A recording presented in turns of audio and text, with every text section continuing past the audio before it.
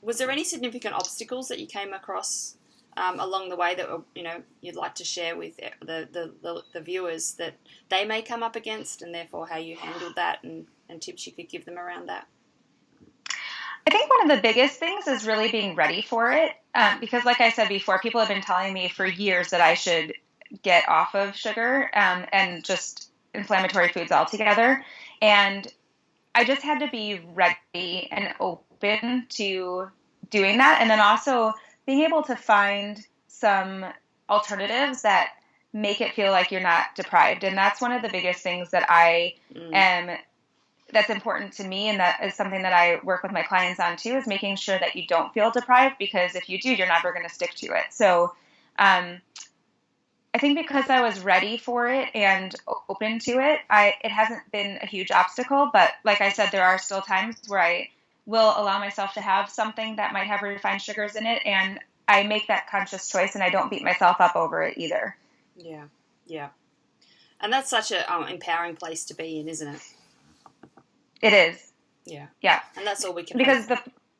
because the food no longer has hold on me. It's me making the decision and the choices of what food that I'm going to eat and put in my body as well. Yeah.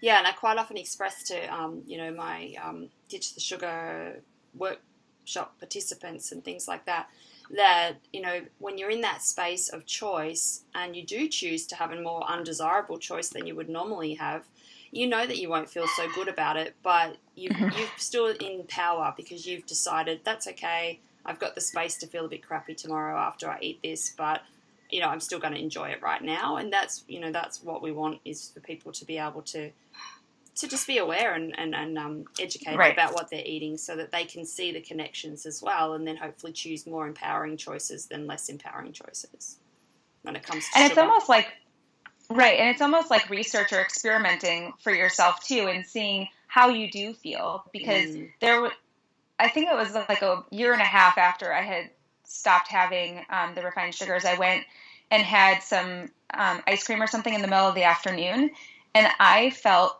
horrible afterwards. Like, just, I can't even explain it, except I just felt like there was a fog over myself, and I just did not feel right. And ever since then, I'm like, that is a reminder that this is what happens when I eat sugar on its own in the middle of the day, when I'm not used to eating that way.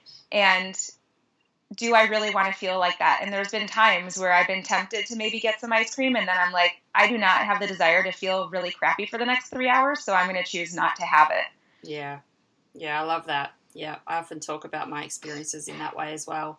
And I think that, just giving it a go and getting the sugar out of your diet for a temporary time, and then being able to see that and feel the difference when you do have sugar is the first step to that long-term,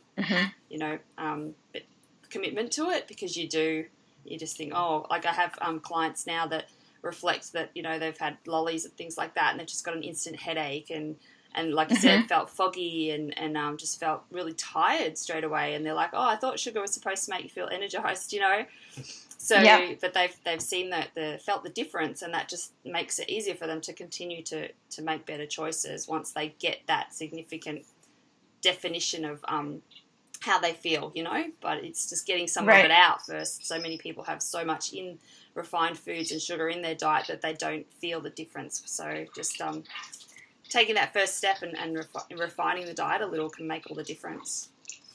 Yeah, because really what happens is your baseline, if you have sugar all the time, your baseline's much different, right? Like you are used to having a lot of sugar, and that's what your body thrives on. But then as soon as you take it out, and then your baseline is a lot different, because now your spikes are going to be much higher, and then your crashes are going to be much more severe than when you're used to having sugar quite frequently. Yeah, absolutely.